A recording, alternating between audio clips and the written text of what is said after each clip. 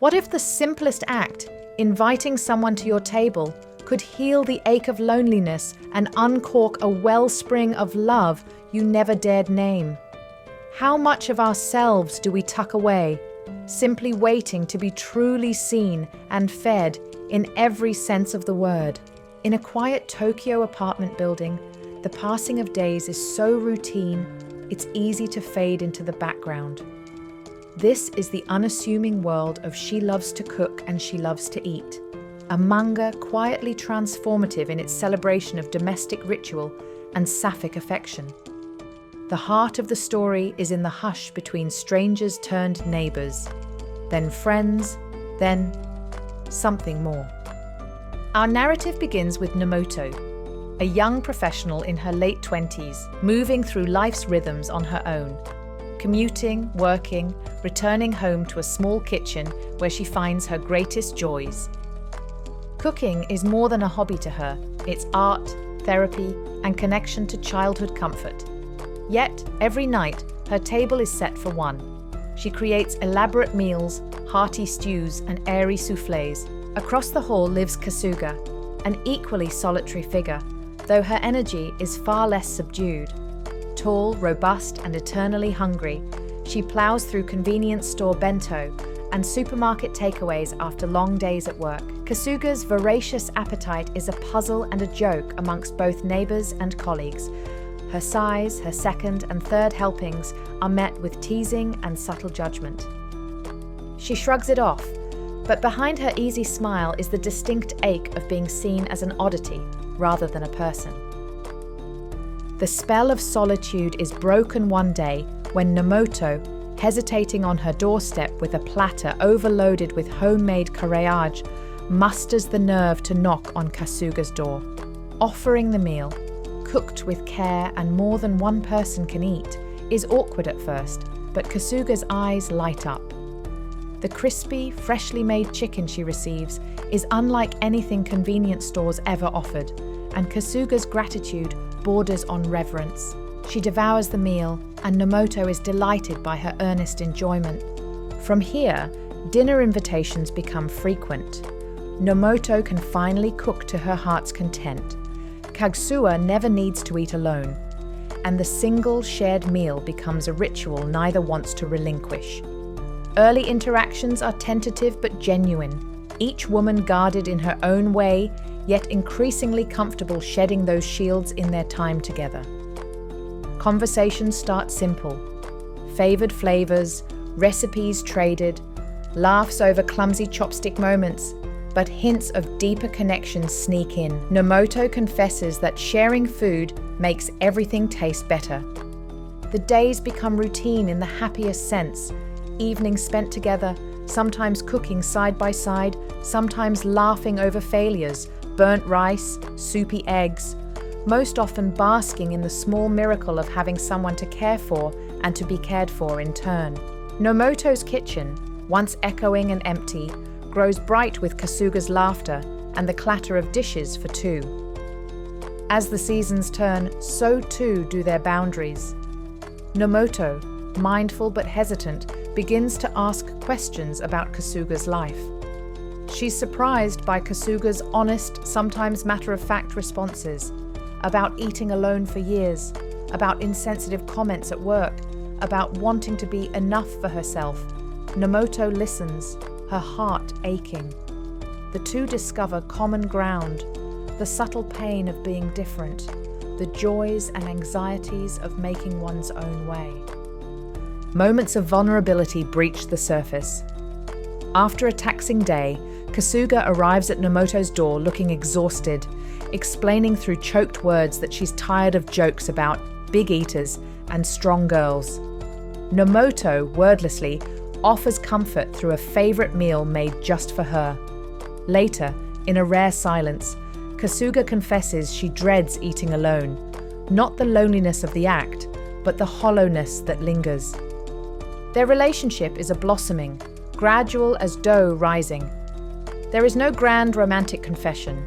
Instead, intimacy is built on the small, mundane acts of domestic life. The reader is gifted scenes of shared bentos, kitchen mishaps, trips to bustling markets where Nomoto is braver with Kasuga by her side. A tender, pivotal beat comes when Nomoto catches a cold and is too tired to cook. Kasuga, worried, steps clumsily into the kitchen, determined to give back the care she's received.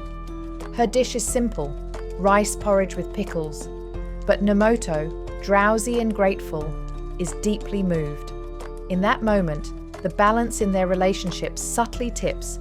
Kasuga begins to see herself as someone capable of nurturing, not only receiving care. And for Nomoto, the act of being cared for is both strange and wonderful. Outside their sanctuary, the world presses in. Nomoto faces questions at work about why she lives alone, if there's really no one special. Kasuga is the subject of office banter about her meals and her strength, sometimes stinging enough to bring tears. These moments sting not only because of what's said, but because both know what it is to long for acceptance, for the intimacy that others take for granted. Their bond becomes all the more precious, a safe harbor against external judgment. With each meal, things deepen. Nomoto grows more confident, suggesting outings beyond familiar routines. Kasuga, once rigidly private and on guard, begins to relax, letting her guard slip as she shares childhood fears, family anecdotes. Food remains both sustenance and metaphor, the love language through which care, longing, and promise are expressed. Even the act of grocery shopping becomes a date. Their relationship is not defined by drama, but by everyday devotion, a slow, steady layering of trust, comfort, and joy. When Kasuga, in a rare moment of vulnerability, asks what will happen if they one day drift apart, Nomoto simply replies, "Then I'll just keep making your favorite foods until you can't leave." Both laugh, but tears linger in Kasuga's eyes, grateful ones for once. At its heart, she loves to cook, and she loves to eat, teaches that love does not need fireworks or public declarations to be revolutionary. The story's wisdom is simple. Sometimes, the truest intimacy is built not on what is shouted, but on what is quietly, daily shared. The kitchen is a stage for care, a space for healing, and a ground where boundaries of loneliness are gently erased. The manga reminds us that food is a language for those who cannot always say what they feel. Vulnerability, inviting someone into your home, sharing what sustains or haunts you, is an act of everyday courage. Queer love, especially in societies slow to accept it, is often woven with subtlety and patience. Its rituals are no less powerful for being gentle and routine. Chosen family is carved out in small rituals, in dinners for two, in presence and patience. The most ordinary days can transform into the most extraordinary memories if you share them with the right person. It is never too late to open your door and set an extra place at your table, for friendship, for love, for hope. For Nomoto and Kasuga, it is nothing less than transformative.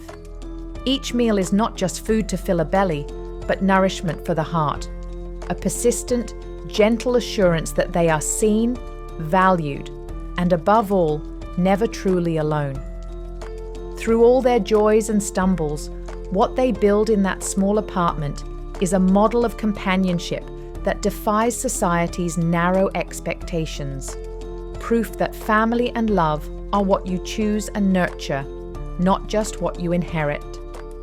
In the end, She Loves to Cook and She Loves to Eat is a celebration of the everyday acts through which love emerges and thrives. A carefully cooked meal, a bowl of soup pushed across the table, a wordless embrace after a hard day. It is about the bravery required to open your home and your heart to someone else.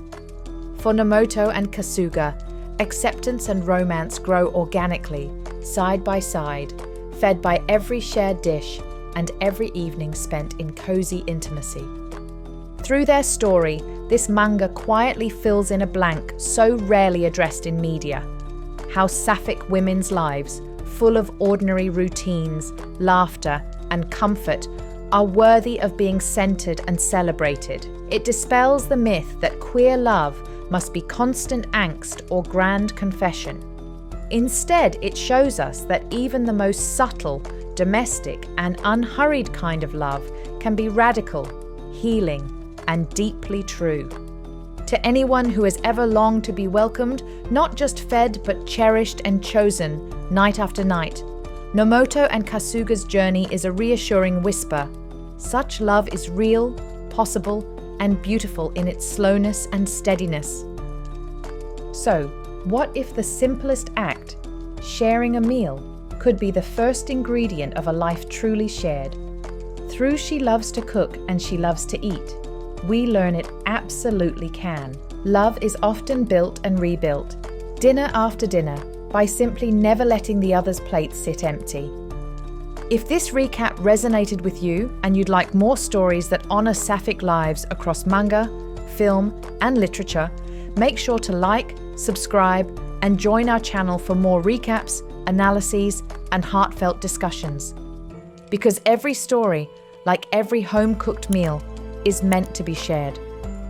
Thank you for watching. Until next time, may you always have good food and good company at your own table.